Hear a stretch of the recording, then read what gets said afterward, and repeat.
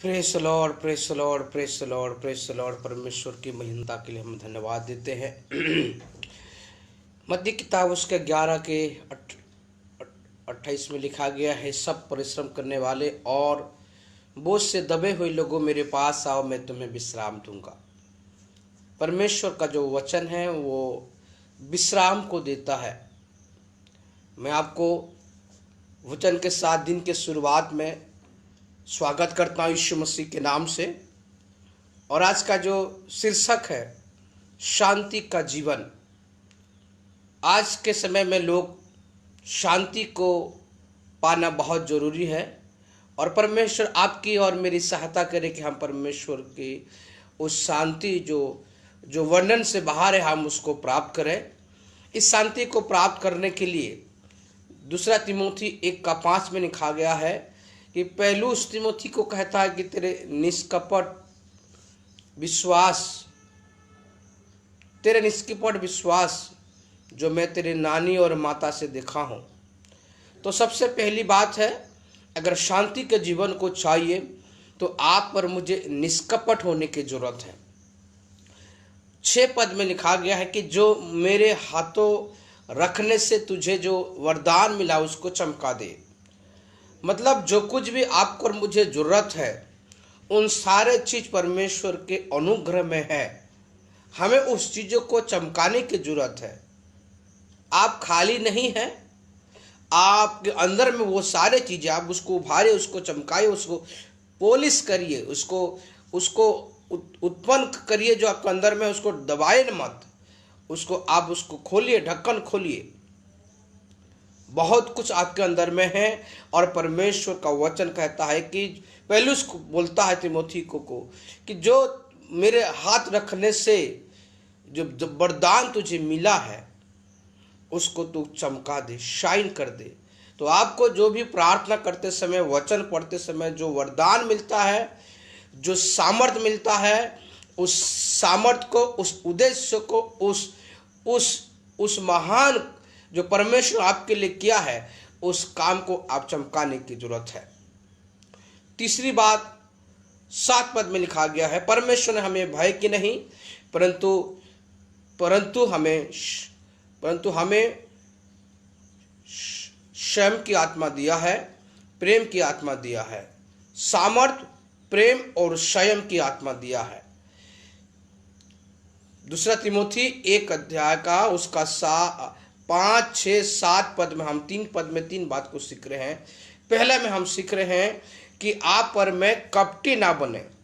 कपटी बनेंगे तो हम परमेश्वर के तरफ से भी वरदानों को प्राप्त नहीं कर सकते हैं या शांतिपूर्ण जीवन को नहीं जी सकते हैं।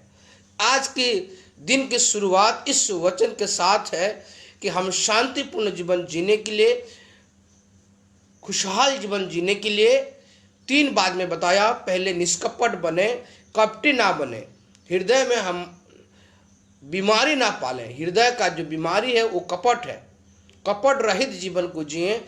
दूसरी बात, आप पर मुझे जो भी मिला है, पहलुस जैसा बोलता है कि उस वरदान को आपको मैं चमकाएं।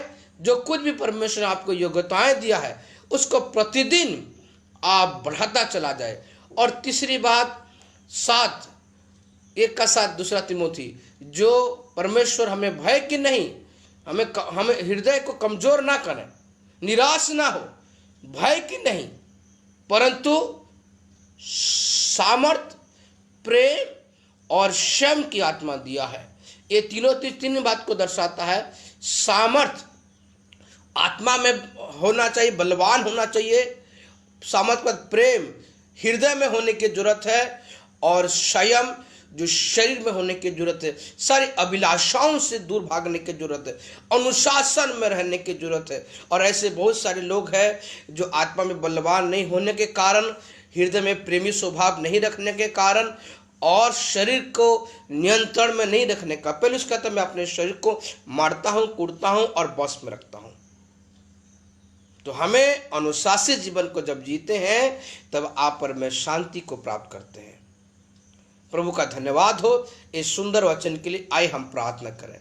हमारे जीवित परमेश्वर प्रभु यीशु मसीह, इस सुंदर संदेश के लिए मैं आपको धन्यवाद देता हूँ।